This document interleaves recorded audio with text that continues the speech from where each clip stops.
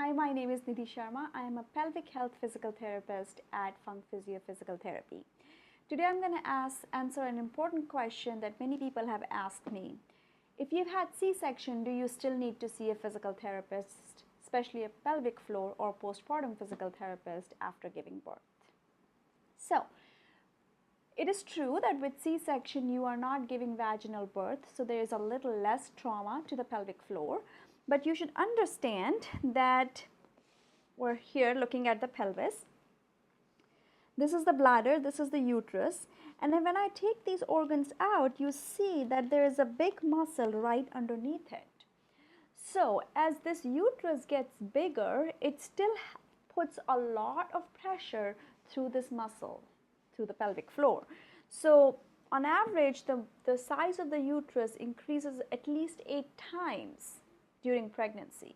And the pelvic floor, which is right underneath it, needs to expand and basically stretch out and keep stretching out to make space for the baby. More often than not, if it was a planned C-section, you probably did not have any labor. But if it was an emergency C-section or attempted labor that led to C-section, you still had labor. So you still had this muscle undergo a lot of stretch, and some of it is strain as the uterus contracted during the labor. So to make the answer short, yes, you still need to make this pelvic floor stronger.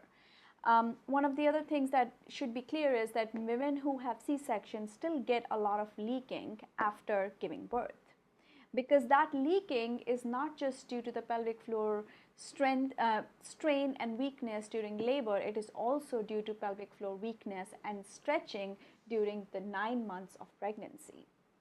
So it's very important to make sure that that pelvic floor is strong and resilient and has good endurance and strength to go on even after C-section.